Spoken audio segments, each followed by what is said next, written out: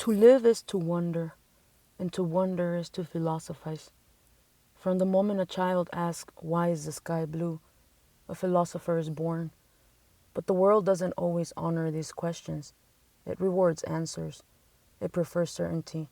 So slowly, many stop asking. They trade their wonder for survival. They forget that confusion is holy. And so, the philosopher doesn't disappear. They just go quiet. Most people walk around with galaxies inside them, questions they never say out loud, longings they don't admit, truths they feel but they can't prove. And still, they go on, going to work, loving their children, scrolling past their own soul. But in truth, they're still thinking deeply.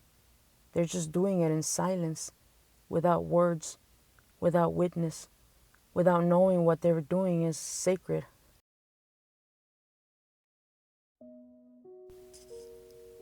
Maybe because to be alive and not know it, to breathe but never feel it, to wake up but never wake up, is the deepest form of exile, not from the world but from yourself.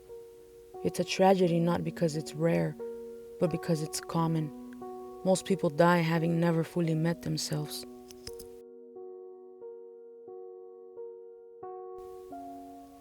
Somewhere along the way, a few remember. Maybe it's a heartbreak, or a breakdown, or a strange moment of stillness at a red light, and something clicks.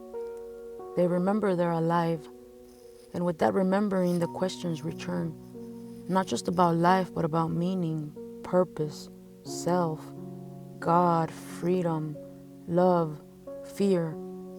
This is the reawakening of the philosopher, not someone who studies truth, but someone who chases it, someone who dares to believe that life, even in its pain, is trying to speak.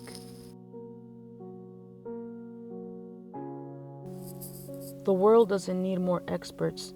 It needs more people who remember they're alive, more people willing to say, "I don't know," and still keep looking.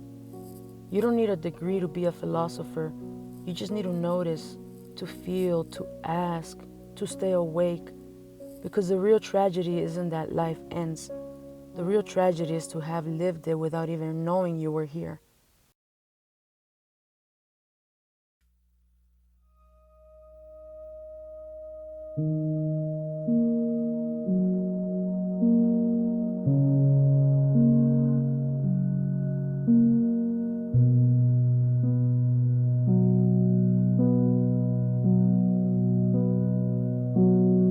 I lived a whole life before I knew I was here. They called it growing up, but it felt like a fog. My questions went quiet, my voice stayed awake. God said nothing,